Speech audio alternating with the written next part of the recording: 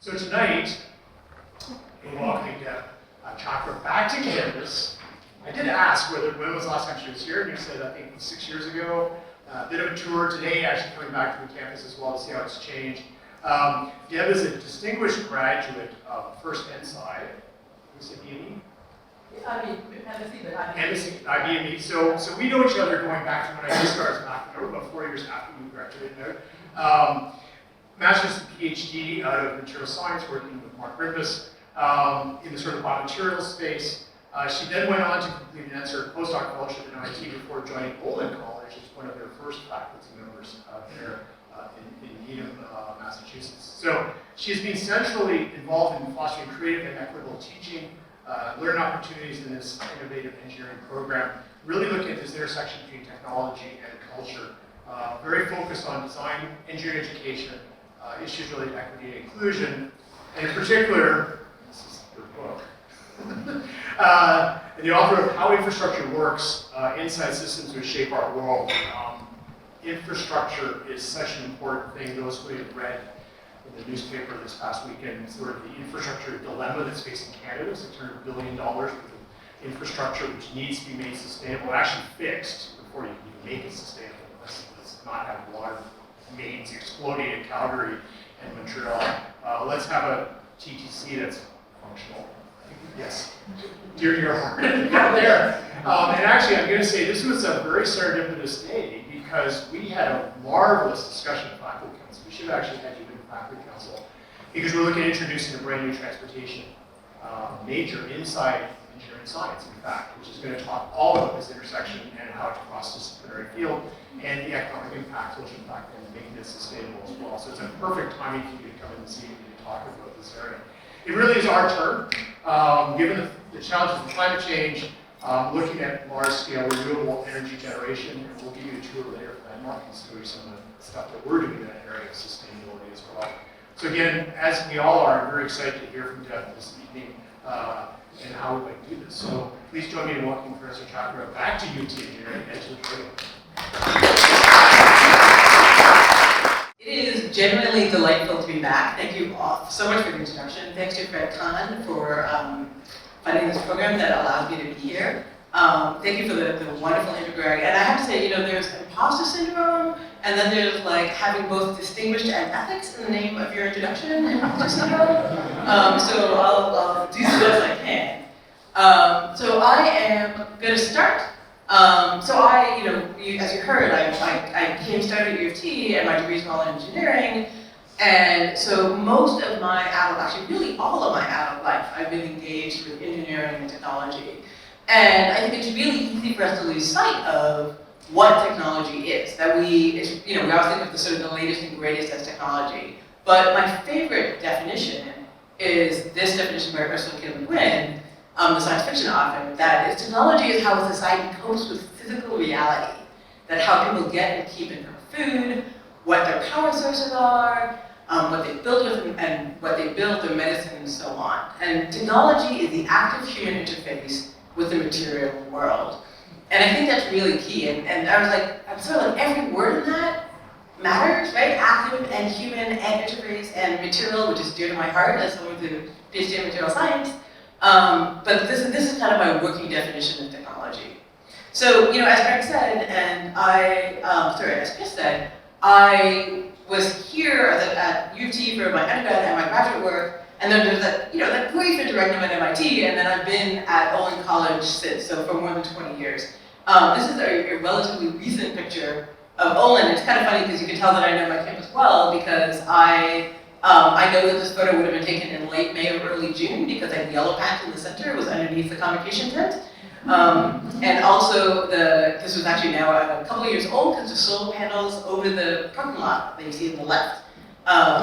So this is where I've spent most of the last 20 years. I've been engaged with engineering education, thinking about a lot of these ideas, but thinking about them with undergraduate engineering students. So my focus has really been on engineering fairly broadly and at a fairly, thinking that it's kind of a foundational level, right? I often think that I think about like metacognition, how we think about learning, and materiality and embodiment are kind of the things that I really focus on.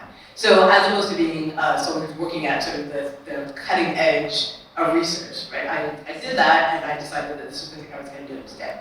So about 10 or so years ago, myself and a number of my friends started paying much closer attention to our infrastructural systems. And that originally kind of manifested as doing what I would describe as fairly nerdy trips. And so this is one of them, so that's me. And this was taken in 2016 by a friend of mine, and we had decided that we would walk the entire 51-mile length of the LA River over the course of a long weekend. And so part of the reason why I have this slide here is because I'm going to be talking a lot about infrastructure, and I already said that I care about technology. And so when I say I'm interested in infrastructure, people say, oh, what kind? And I say, oh, all of it. And, but I am really specifically interested in these sort of technological networks, right? Things that move things around the landscape. And you can see a few of them in this picture. So there's the LA River itself, which we have stormwater. There's, you can see the electricity. It's a little bit hard to see in this photo because there's an unusually gray, rainy day in LA. But of course, you can see the roads. You can see there's some shipping containers. I guarantee you, I know I have my phone in my pocket, so I'm in the sort of telecommunication networks. So these are the sort of networks I'm engaged with. And they turn out to be really kind of useful things to think with. And I think they're all really key to how we think about engineering and engineering ethics. So I'm going to spend just a few minutes sort of like fleshing that out a little bit. This is the New Croton Reservoir, which is one of the oldest reservoirs that was built for New York City. And it's up the Hudson. It's sort of upriver of the city proper. It's actually beautiful, as you can probably tell from this photo. And it was built in the late 19th century, and it was built because sort of municipal water. It's like, well, everybody needs water every day, and actually specifically everyone needs clean water every day. And if you have many people close together, they all need clean water every day, and it becomes harder to get clean water when you have a lot of people living in close proximity to each other. And so that's sort of a biological fact. And water flows downhill, which seems like kind of an obvious thing to say, but it does. And more, water can be divided and subdivided to form networks. So historically, a thing that has happened is that when people have lived in close proximity to each other, they've decided to address this problem collectively. Because it turned out that if you and a bunch of people get together and you decide that you're willing to make this sort of big upfront investment in building, in this case, a reservoir and aqueducts, you can provide for water for everyone, basically as a result of making that investment. But in order to do that, this is the thing that like everyone will clearly benefit from, right? Everyone gets clean water, it's much cheaper. You actually benefit not just because your family has clean water, but if the people around you are less likely to get sick, then your family will benefit from that as well. And so this is really, like when we say that something is a public good, this is really where that comes from, right? This idea that it is something that everyone has access to and that you don't want to deny people access to because you benefit when more people have access to it. It also really gets at some of the key ideas of these networks, right? So one of them is this idea of investing collectively in something that will benefit you far into the future. So most of the upfront cost of this was actually building it, right? But once you actually have built the reservoir and aqueducts, when you turn it on, if you design it right, when I say turn it on and you turn a valve, gravity does most of the work for you. And in fact, to this day, 95+% of New York City water is still delivered by gravity alone, right? So this was a thing that didn't require any additional energy beyond kind of making it in the first place. It also establishes a relationship with you and the people who live around you by virtue of you all being in the same place. And it also situates you within the landscape, right? That this network that is moving the water means that you are now connected to each other through this network that crosses the landscape. And I use water because it's kind of the canonical sort of, or one of the earliest forms of infrastructural networks. But this pattern is kind of broadly true for other networks, including water, sewage, mentioned transportation and telecommunications and electricity and the like. So this isn't sort of specific to water, this idea of the networks that connect us to each other. So I'm going to pause. So this is Amartya Sen, who's a developmental economist. And Sen wrote a book called Development is Freedom. And he argued that we have really good reasons reasons for wanting to have money very slim. He says, it's not because income and wealth are desirable for their own sake. And in fact, people who want money for their own sake, we generally most would think is like odd and off-putting, right? But they're desirable because they're an admirable general purpose means for having more freedom to live the kind of lives that we have reason to value. That the usefulness of wealth lies in the things that it allows us to do, the substantive freedoms that it allows us to achieve. So, Sen's an economist, so he thinks about this in terms of money. And I, having trained as an engineer, I teach engineering students, think about it less in terms of money and more in terms of energy. And in fact, pretty much the first thing that people do when they get access to resources that go beyond meeting their most basic needs is they use it to buy light, right? Artificial light is not a survival need, but artificial light is something pretty close to pure agency, right? It's pure freedom to do what you want to do when you're inside a room that doesn't have windows, when it's dark outside, and so instead of being limited by that, and it's so predictable that you can actually use it as a proxy for the economic development of a region. That if you take aerial photos at night, you can see how it gets brighter, or of course in some cases darker over time. So one of the ways in which I think about this then is that our infrastructural systems are broadly the way that we collectively provide that agency, right? So it's like rather than me sort of purchasing my artificial light as an individual, we collectively invest in things like the electricity grid so that we have access to electricity. And so that's what gives me, and probably if you're sitting in this room, you, right, the freedom to do things other than meet your bare survival needs, because these are met, your individual agency is met by these collective systems that bring resources across the landscape. And so I often describe it as like I have this infrastructural birthright by having been born in Toronto.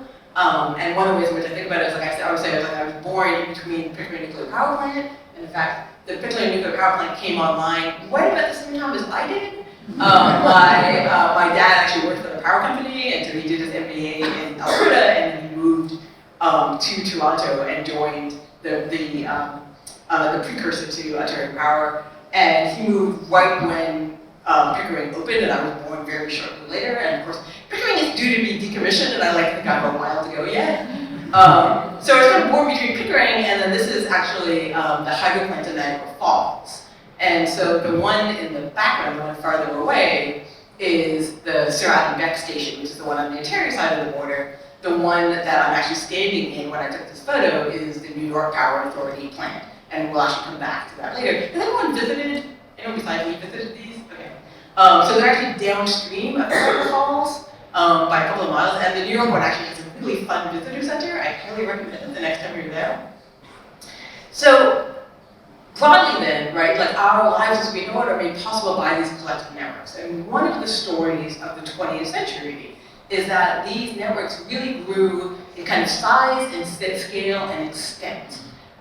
So one of them is that the actual networks got bigger, right? So instead of being, like lots of cities have local energy generation, now your electricity can come from thousands of miles away from where you are. I live in Massachusetts, and some of our electricity comes from Hydro-Quebec, right, the dams in northern Quebec.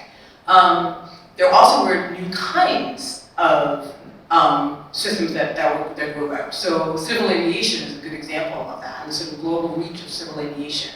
I often think of this as telecommunications, which is kind of the newest one of these technologies, moving around bits, right? Civil aviation is what moves around people, and then the third piece of that, of course, is moving around atoms, and it was the rise of shipping containerization in the middle of the 20th century that really changed kind of everything about moving things around the world by dropping the cost of it so far.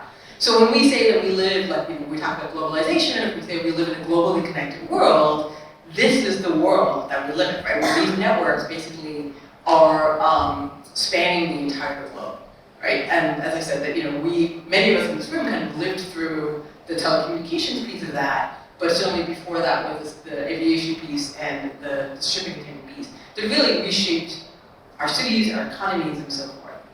So this is not actually a graph of GDP. What this actually is a graph of the per capita energy footprint of different places. And the color, you can see the coding is kind of in the direction that you'd expect, that the darker the red, the higher the per capita energy footprint.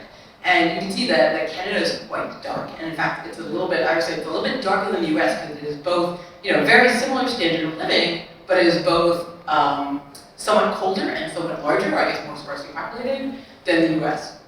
So the real, again, economists tend to think of this as the difference between wealthy and developing or less wealthy countries, but the way that this actually manifests is in our energy usage, and much of that energy usage goes through these infrastructural networks, right? So it's not necessarily about your individual energy usage, it's about how much energy is used for these systems. And I talked about New York getting most of its water from gravity alone. That is not true of a place like Los Angeles, right? Where the water actually takes an enormous amount of energy to move it around. I'm assuming, because I know that Toronto gets its water from Lake Ontario, and therefore to get delivered to people's houses, it must go against gravity. So there must be some significant pumping involved in the Toronto system. So all of these things require energy, as does light, as does transportation, as does the modes of transportation available to you. Like, are you driving, do you take public transit, how you cook your food, how you heat your home, all of those things. And so broadly, the thing that really differentiates different places is not sort of the individual wealth of the people who live there, but this collective wealth and spending this wealth and collective networks that combine this.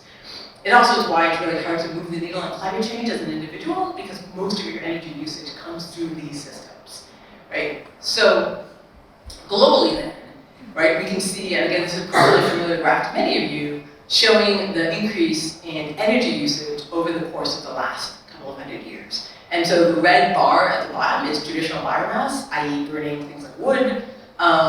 And that bar, the graph ends at like 1800 or something, but that bar is basically the same for all of human history, right? And then something happened.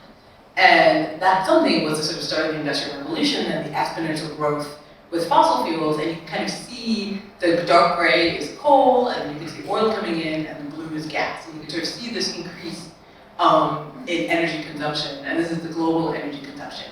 You can also see that almost all of it is fossil fuels, right? So this energy that we use that gives us this agency to act in the world mostly comes from combustion. And of course, the consequences of this are pretty well known. I'm not sure if folks are familiar with the climate stripes graph. I see a few hands. So this is a visualization of climate change. The color of the stripe is it colder or warmer? Is the year colder or warmer than the historical average? So I don't need to tell you which way time passes on this graph. And so you can sort of see, and this is a few years ago, so you can see it's of course getting kind of increasingly darker, right? Where the effects of climate warming, of climate change are here, they're not to come. And we see this all the time. So when we think about these infrastructural networks, one piece of it is this idea that we want to decarbonize them because they're mostly how we basically use energy, and if that energy is coming from fossil fuels, it's mostly how we contribute to climate change. But of course, the other piece is the bit that was alluded to at the start, which is that virtually, because these are networks that pass through, that move things around our landscape, there's the idea that like, oh, we built them and they're good enough, is no longer true when the landscape that they pass through is no longer stable, right? So like, you might have done the best job, you might have the best maintained systems, but the climate, the landscape that's built in is now changing. And so this, I would say, every day, it's not just for me, I think every day is infrastructure day in the sense of, there's cool things happening today, and you said there's stuff on the weekend, but it's like if you open the newspaper virtually every day, you see something about infrastructure, but it often takes the form of something about climate change. And so this is kind of the sort of reality of where we are, right? And there's effectively no place that's immune to. This was Jasper in 2024, right? So this is whatever, just a few months ago. It's a NASA photograph of the fires. And the way that it manifests where you are might be different, but the idea that these networks will be unaffected is basically a fault, right? So that should be stable, right? The question is, what are we going to do there? So, this is literally the 1,000,000-mile view. So this is a photo of Earth taken from the Earth Observatory that's at Launch Point 1, which is the fixed gravitational point between the Earth and the Sun. It is about 1,000,000 miles away from the Earth. And there's an observatory there that's looking at the Earth. So it's like in this photo, you can actually see in the center where the reflection of the sun is, right? So it's always facing the sun side of the Earth. And there are a few things you can get from this. And it's like, as was observed by the earliest astronauts, the blue marble is beautiful, our Earth is beautiful. Our Earth is also bathed in sunlight. So you can run the numbers, and some of you again probably know this, right? That the amount of sunlight that's arriving on the planet every day, every instant really, is much, much greater than the total human consumption. And in fact, if every person on Earth used energy at the same rate as Canadians, that would still only be a fraction of a percent. Like, it's actually hard to wrap our brains around the actual abundance of renewable energy. And so this is just this constant flux of energy coming in. The other thing that's apparent from this is that the Earth is surrounded by the void of space, and that barring the odd meteorite or the odd spacecraft, nothing really comes in or out, right? It is a closed system for matter. And we are, of course, starting to hit sort of the limits of that. But I want to concentrate on the first for a second. So the thing that has changed in about the last 20 years that we have not, I think we are like just coming to terms with, is that for the first time in human history, we now have a pathway to generate renewable energy at scale, and at sort of grid scale. And that means that for the first time, we don't actually have to set things on fire to get energy.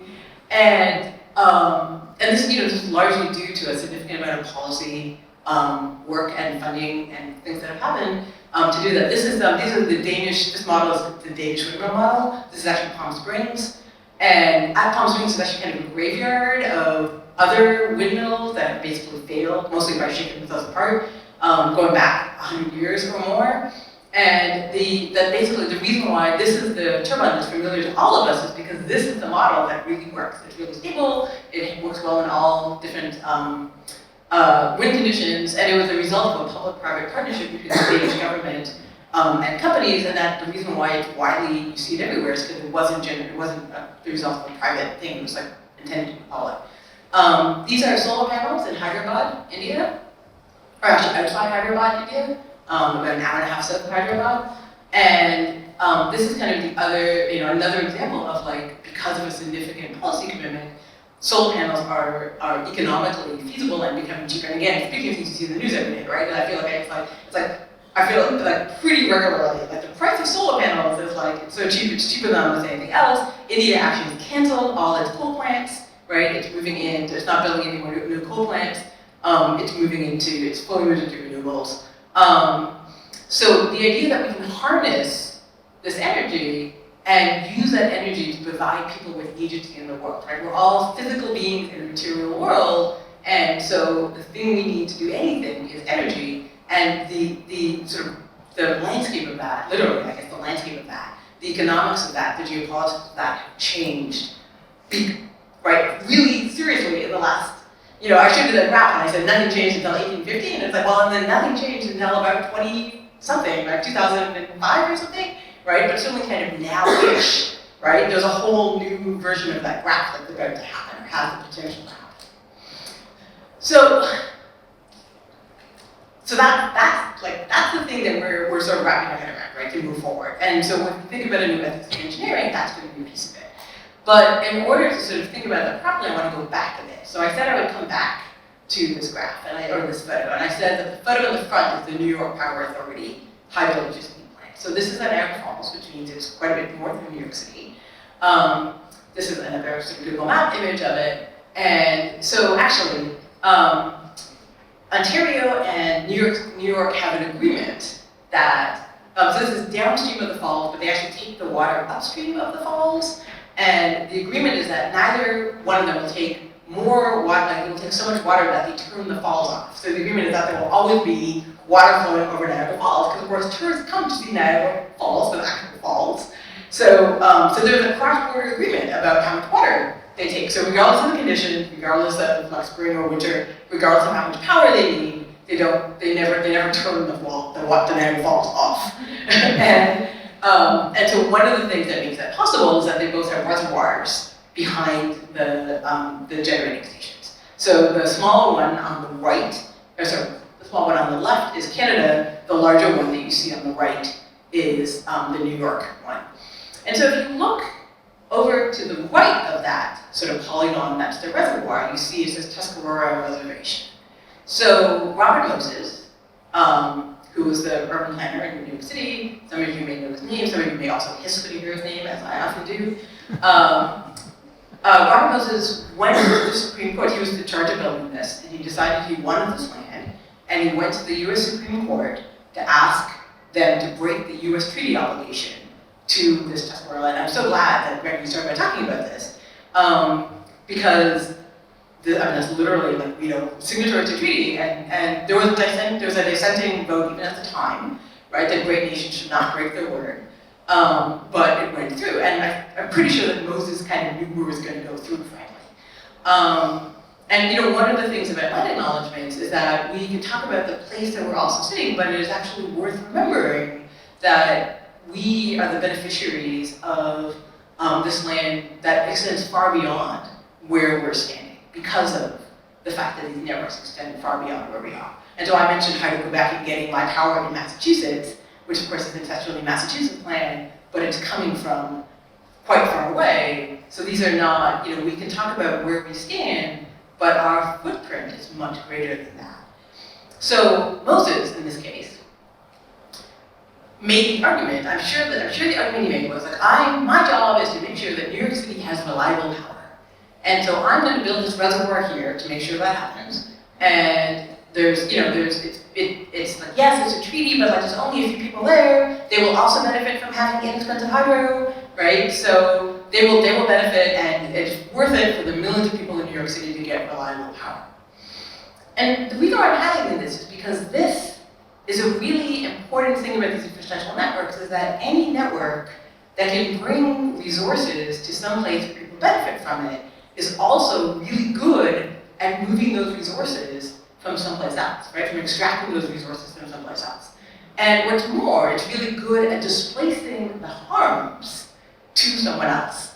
And the growth of those networks in the 20th century means that lots of times the harms are displaced far away from the people who are making the decisions about who's getting the benefits, right? So like, I promise you that I would be surprised if 1 person in 10, that might be generous, 1 person in 100, people in New York City understands that this is where a chunk of their power is coming from, right? Because why would they, right? They don't need to think about that.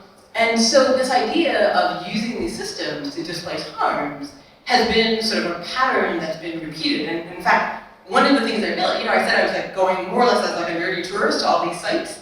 And the thing I realized was that over and over again, there'd be a story that went like this. And eventually it was like, I felt like I had to get hit over the head, but eventually realized, oh wait, this is not a side effect, right? This is an effect of building these networks and the decisions that went into that.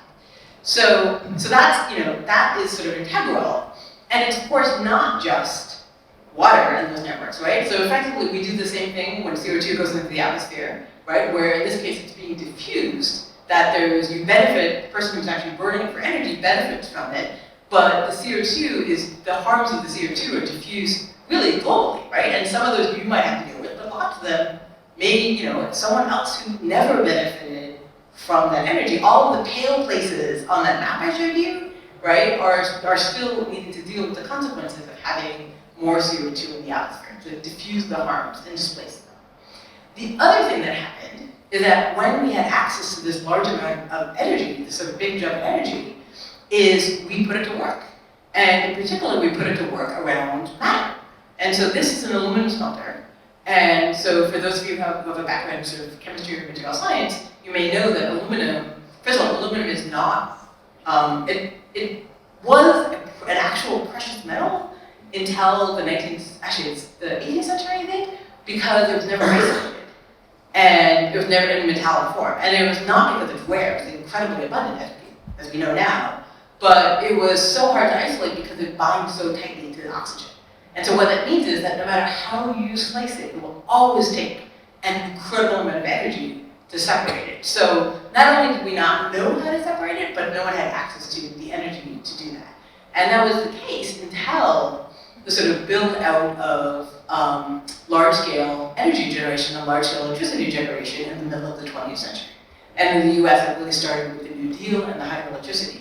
But the consequence of that, along with these global networks for things like shipping, is that it took aluminum, which was originally this sort of precious thing, into something that is literally disposable. And I'm sure I'm not the only person who was given something that was like wrapped in disposable foil today, right? So it went from literally precious to disposable because of the sort of access to energy and this access to networks. So it's this sort of supercharged, the sort of extraction, the energy required to extract it, to move it, to transform it into the form in which you use it, which is metal, and then it gets discarded, right? So kind of moving, the most basic level, kind of moving these atoms from place to place. And again, like I'm trying to know, like, where's the nearest bauxite mine? And I could not tell you, right? It's like, the harms of this are like elsewhere, right? The people who benefit from it, and the externalities that come from it are in different places. It makes it, these networks make it really easy to never see those. So, again, going back to the iron ring. So I have my iron ring. And so Rudyard Kipling was asked to put together this obligation. And what I find really striking, so this was actually, for those of you who don't know, it started at U of T. Professor Holtain wrote in like just about 100 years ago, I guess, wrote, and Kipling had asked for a ceremony that was like democratic, and it was so that people could be aware of the responsibility. What is really striking to me about both the oath and the particular poem that we read, and Rudyard Kipling wrote Poems of This Nature, that was, it was kind of the folklore of engineering, and is that it talks about only letting good workmanship pass, but it doesn't, it kind of presupposes that what is being done is in the public good, is in the public interest, right? It doesn't even question what the engineers are doing. It's kind of assuming that if you're an engineer and you're doing this, your only job is to do it well, right? Not the, like, what are we actually doing? And, it's worth remembering that Kipling sort of lived at the height of the British Empire, and one way of thinking about that form of colonization is that it was really about extracting resources from places like India. And so my parents are from kind of the top corner, the little bit of pink near Afghanistan. Before they were born there, they moved to what is now India and then moved to Canada. And so people talk about sort of the railways, and you can think about the Suez Canal, and you can think about the telegraph lines. All of these were about sort of consolidating control to extract resources. So this pattern, right, this idea of building out these networks to bring the benefits to the metropole, right? And so in Kipling's case, it would have been the British Empire and bringing it to like England to the island of Britain. And in fact, we think of the Victorian age of public works, right? So we think about like building the sewers and the embankments and the trains and all of that. And most of it was funded through a public purse that was made rich because of this extraction, right? And the scholarship in the last couple of decades are really sort of digging into that and making it really clear in a way that it kind of wasn't even when I was in school.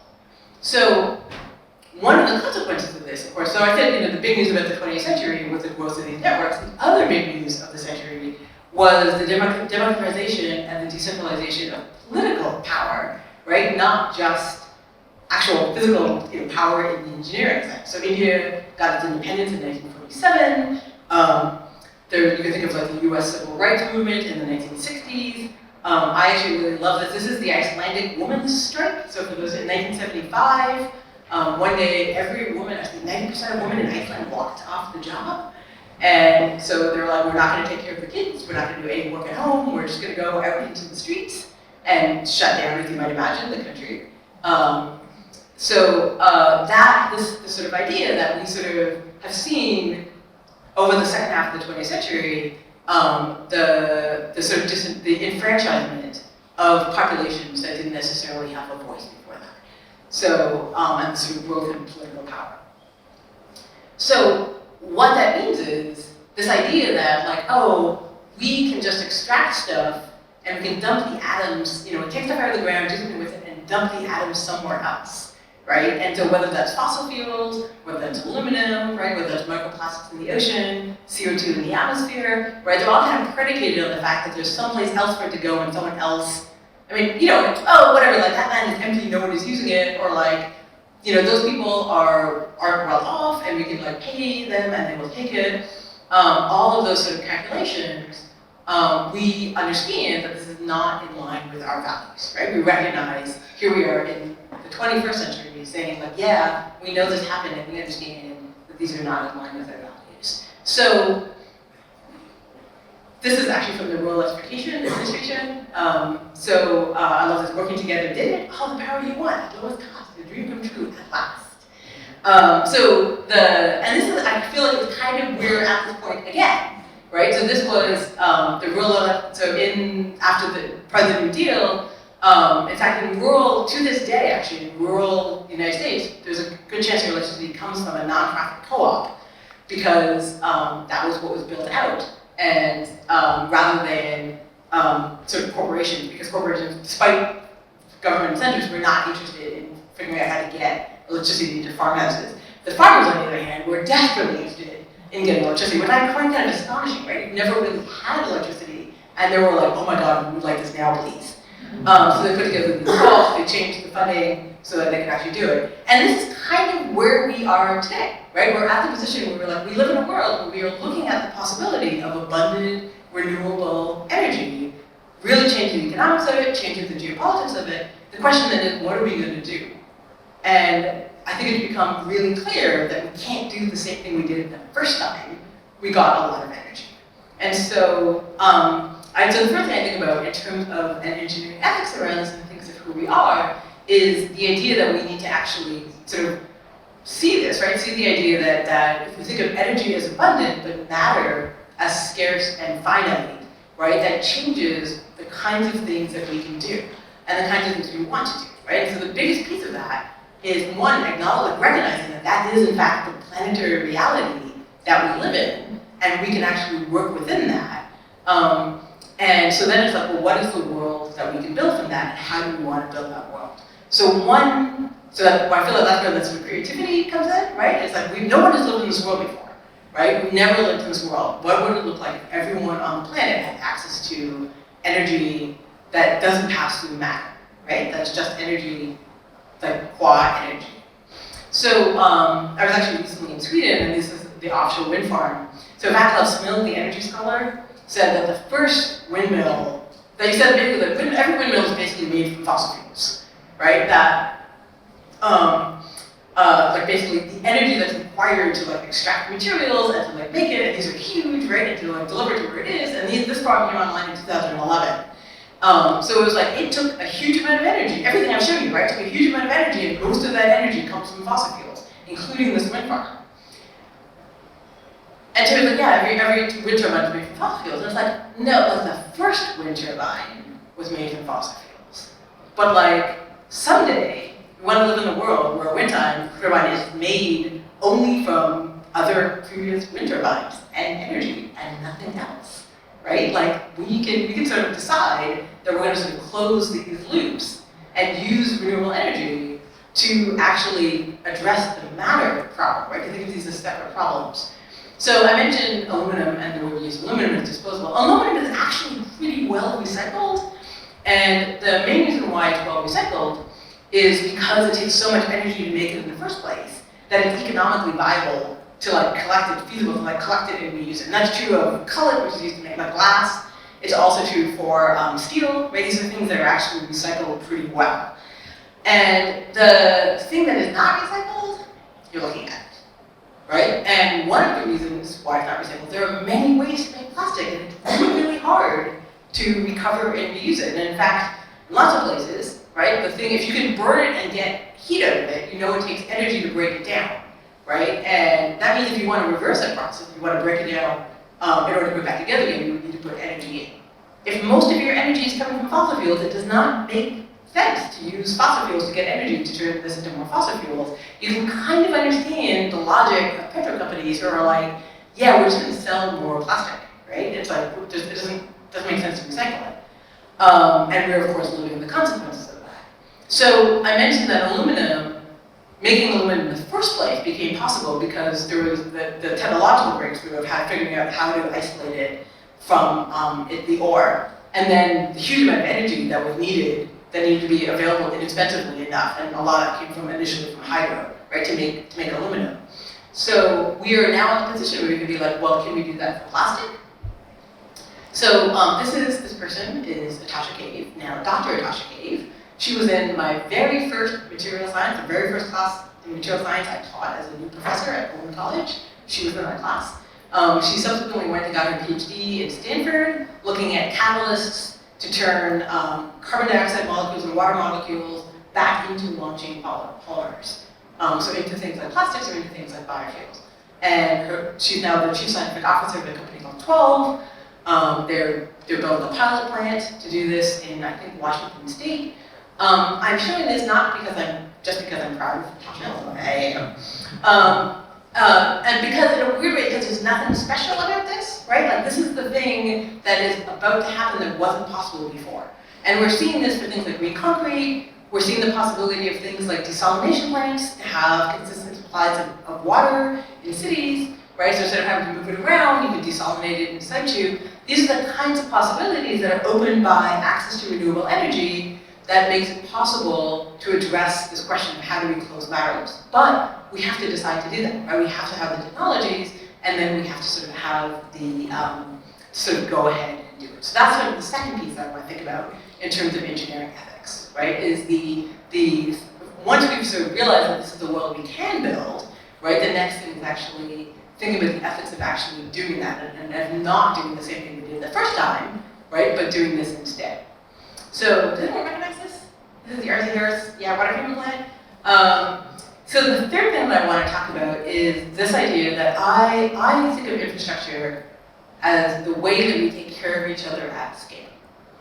And so what I mean by that is that we've built these collective systems to meet many of our basic needs for everyone, right? That's what we think of when we say something is a public good. And one of the things that's kind of amazing about that is that if you have the agency in the world that comes from the fact that your basic survival needs are met, then you can go do other things. You can do things that only humans can do, including taking care of other people. So I said that there was a sort of implicit utilitarianism, right? This sort of cost-benefit ratio that people like Robert Moses did. It's like, oh, we're going to build up this infrastructure and people will benefit. And it's like, some people, there'll be an uneven distribution of harms and benefits, right? So like some people will people will benefit, some distribution of benefits, people who live in New York, people who live in Niagara Falls, and then some distribution of harms, and they're not the same, right? That those things are not sort of perfectly mapped onto each other. And so, that kind of moral calculus, and I don't think anyone even really called it utilitarianism, right? But that's a sort of abstract moral calculus. And there are other ways of thinking about the ethics of these systems. And so there are many ways, but one of the ones that I think about is care ethics, or ethics of care. And so it's this idea that instead of thinking of it as sort of this moral calculus of like harms, benefits, in the abstract, the ethics of care and care is inherently relational, right? It's inherently about the relationship between people. And so thinking about infrastructure in particular, right, as using the lens, instead of the lens of utilitarianism, using the lens of ethics of care, means you think about things like being responsive to needs of people, understanding what those needs are, right? Even if they're being competent, right? That if you're taking care, if you're in a position of care with someone, then you have to be competent about what you do.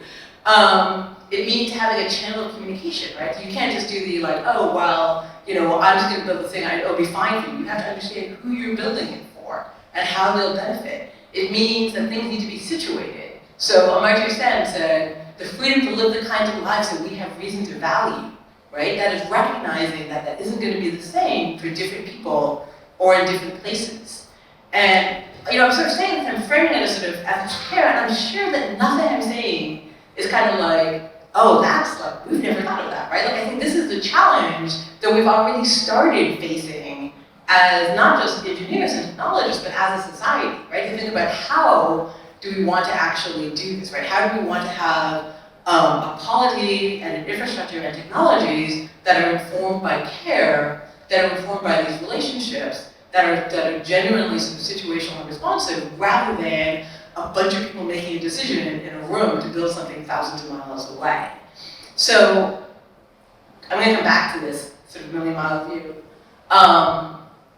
This is where we are. Right? We're at a fundamentally different place in human civilization than we were when I was born, right? And this idea that we can actually now have the energy to meet everyone's needs, and we have then the opportunity to sort of address the issue of how we deal with matter. Like humans have kind of always thought that energy was scarce and matter was abundant, right? But the actual planetary reality is the opposite.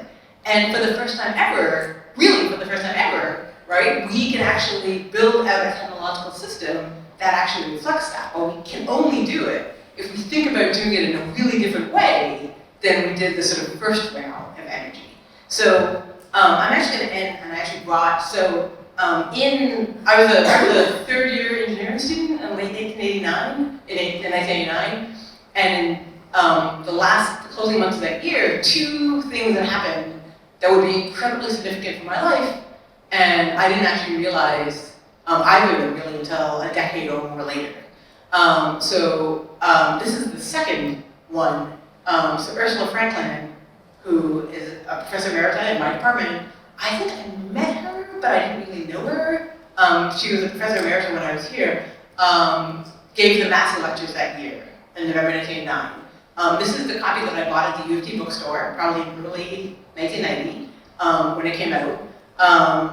And I read it then, and then I kind of forgot about it for a couple of decades. And then picked it up again, and I realized how much it shaped how I think about a lot of different things. And I was really delighted the last time I was here to see that, or just south of here, that there's a street now named after Ursula Franklin. So in this book, Ursula Franklin addresses a bunch of issues of how we think about technology collectively, and it was astonishingly prescient, right, that she wrote this in 1989. But she said, central to any new order that can shape and direct technology and human destiny. And that is what we're talking about, right? Like, it's just like, this is nothing else. This is a new order to shape and direct technology, will be a renewed emphasis on the concept of justice. So I'm going to close there and leave you with that. Thank you so much.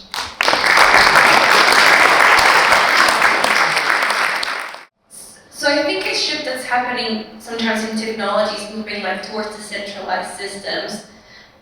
And specific to water, how do you see those decentralized systems maybe deferring the harm to, in a way? So, like something at the point of use, like desalination and the cost of energy, maybe if the energy doesn't come from the right place, but yeah, just wanted your perspective on diffusing harm from decentralized. And so diffusing harm. Yeah, so I think one of the things, there's a few things that sort of come from shifting to renewable. So one of them is, if you're doing thermal generation, the thermodynamics of it really basically force centralization, right? So it becomes much more efficient to have a single giant plant than to have, to have smaller plants. It's like, basically, you cannot make, we don't make electricity plants by daisy chaining together diesel generators, right? Because the thermodynamics don't work out that way.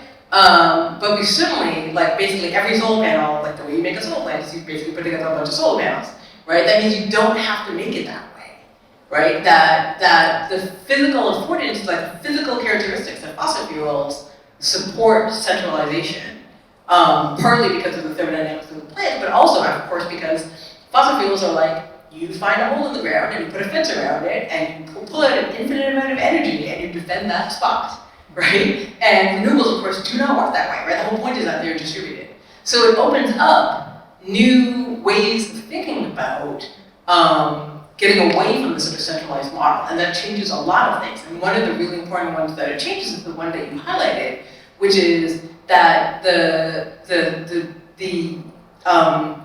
use, the community that it's in is where you're basically generating the resources and using the resources. And it means that you can really actively address the idea of mitigating harms because it's your community. And we have historically done this, right? As long as people have sort of felt that the people benefiting from the system and the people who are going to have to deal with the harms, that we've done a good job of mitigating harms. It's just, we've also done a really good job of moving them somewhere else.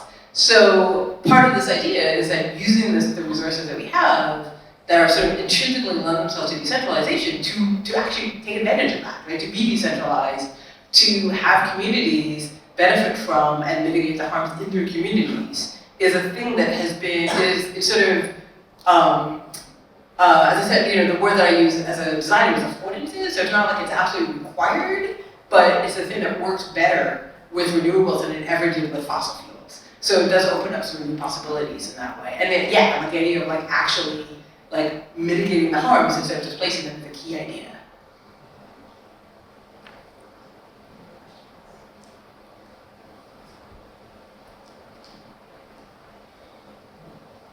You mentioned in the beginning how, as engineers, we have to think about what we build, but I feel like a lot of times you don't have that choice because a lot of times that is more of a political rather than a technical issue. So I was wondering, like, as an engineer, how do you advocate for that political change so that we were able to move towards a more equitable? I mean, that's partly why I'm here today. So, I mean, the first thing I want to say is, like, I don't think there's any such thing as a technical system that's not political.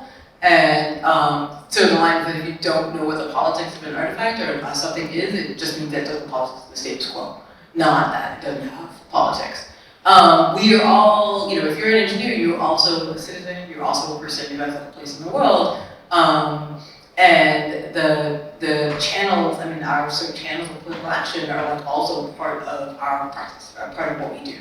I think a chunk of why I'm here and why I'm talking to you all is because I don't think it's super well, a lot of stuff I talked about, I think is well understood by researchers who work in this field. I don't think it's sort of broadly well understood by people making sort of political decisions about how to do things. And often, I think it might be like, it's really, really deep in our understanding that like we live in a world of scarcity, and it's really hard to like actually think about, but actually maybe we don't, and like what are the implications of that? And so that's like everything I just described today, and in fact everything I started thinking about infrastructure is this idea that the social and political implications of it come from engaging with the actual physical reality of it. And I think that is a thing that we can do really well as engineers, is sort of understand that physical reality and then have that inform how we think about the sort of political decision making. But we live in a democracy, and so finding the sort of political channels is going to depend a lot on like where you are and the place you live in. I think there's someone who's looking at a US election in 2 weeks. So.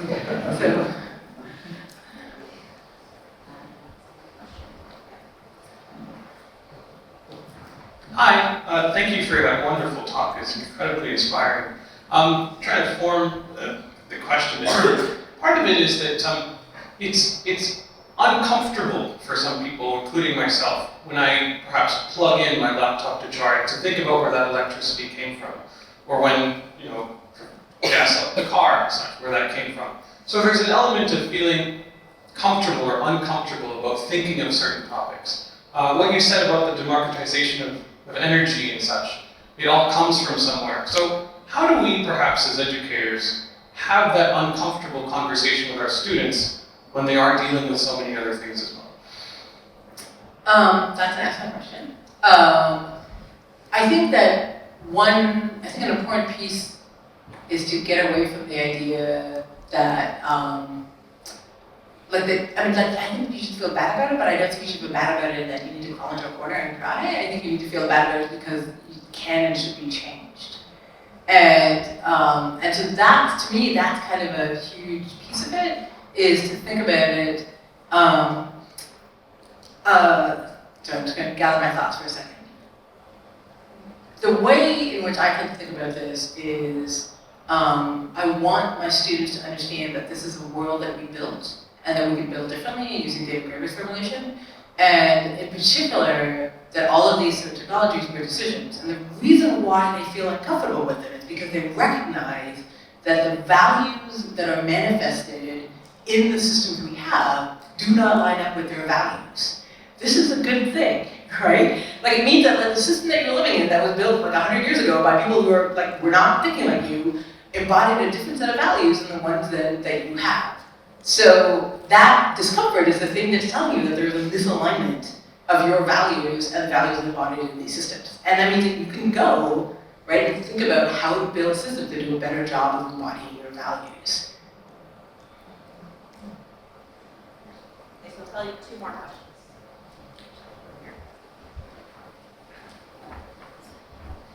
Where's the nearest? I could probably just say it loud enough. I think we probably do want the mic. Yeah. Okay, we've got a mic over here.